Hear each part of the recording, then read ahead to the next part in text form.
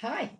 I'm wondering who's doing the all the exercise at the moment, and I'm wondering as well if there's more of it. I wonder if people are exercising more than they did before the lockdown, or if they're doing more now.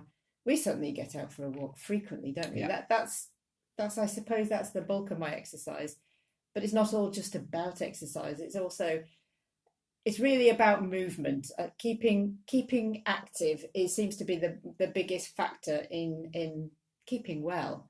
And we know from all the things that we've read about the blue zones, the populations where they live healthily and long, they just have a lot of movement in their lives and it's part of a normal life. And that does seem to involve walking, although not as deliberately as we do it, not necessarily going for a walk, but that's part of daily life. Things are just a long distance from each other, and that's the way they transport themselves.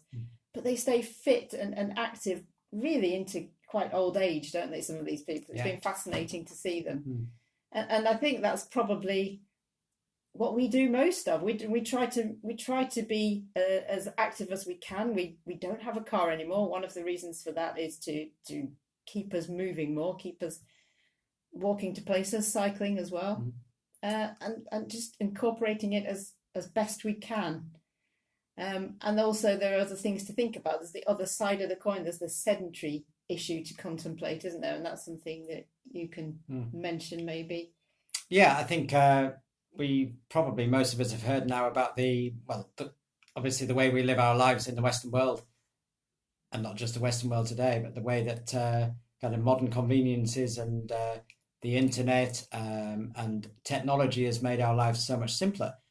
We do spend a lot of our times on our bums, um, and particularly if we work in offices, and then we maybe have a long day in the office. We get back home, we have something to eat. We sit down in front of the TV or in front of the computer, watch a film, whatever, and then go to bed, get up in the morning, and that happens again and again and again. And I think that's just become the norm for us. And because we're also able to go and buy food very easily, obtain food very easily in general. We're not having to go and obtain our food from foraging or gathering, Although that would be or nice. hunting. Yeah, that can be quite nice. Not hunting, foraging or Mm-hmm. gathering, and therefore life has become very easy. And this has had consequences for our health, for our cardiovascular health, um, in the way that basically we're not really driving ourselves any more than gently these days. And it's not. I'm not suggesting that what we need to do is to actually really kind of run ourselves into the ground in terms of exercise. It can just be very, very gentle movement, depending on your level of fitness and ability. So whether it's just walking, whether it's doing something like gardening, whether it's cycling gently, or if you want to do more, if you're capable of doing more, then fine. But I think it's really, really key that we do actually remember that regular movement, is so good for our cardiovascular health. Um, so that's definitely worth bearing in mind. And it makes you hungry, which I love. Then I get back and I can eat a nice big lunch or Yeah. dinner. I mean, one example today is we walked down to get our to do our food shopping. We did about a 4 mile round trip to do that, and that's fairly kind of typical for us.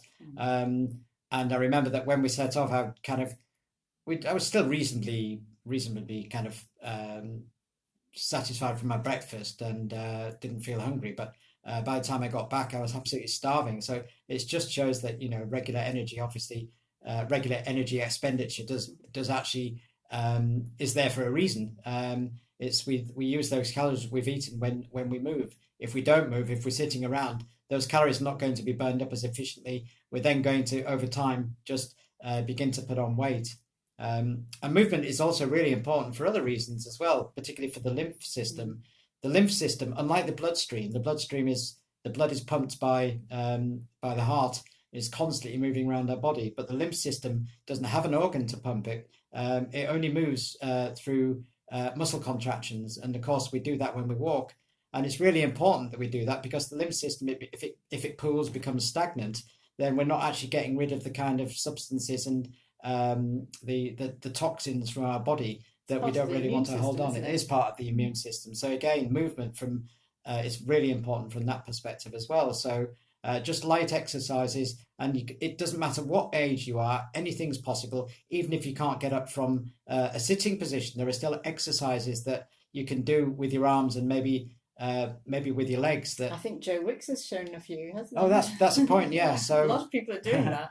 It's really good. So really, we just wanted to talk about this in the context of the lifestyle medicine, if you like, that physical activity is a key pillar within that. And there's one other thing I'd like to add. Yeah. If you are able to do it outside, that's such an important factor, and especially at the moment the weather's absolutely superb, right as we're talking right now, and the air quality is better. There's less traffic. Everything's in bloom now, coming really nice and green, and there seem to be a lot more birds. There's a lot to notice, and that's just so good for mental health as well. Those two really go together. Physical and mental health are both every bit as important as each other, and it's just worth getting out if you can, into a garden if you've got one, or out and about. Even the streets are nicer to walk nowadays. Just at the moment anyway. Just while we're being locked down.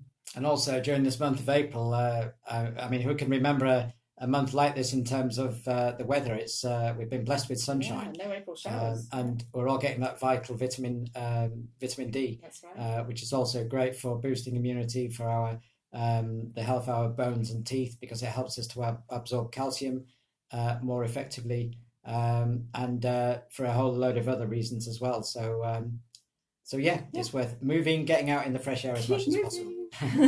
Okay, thank you.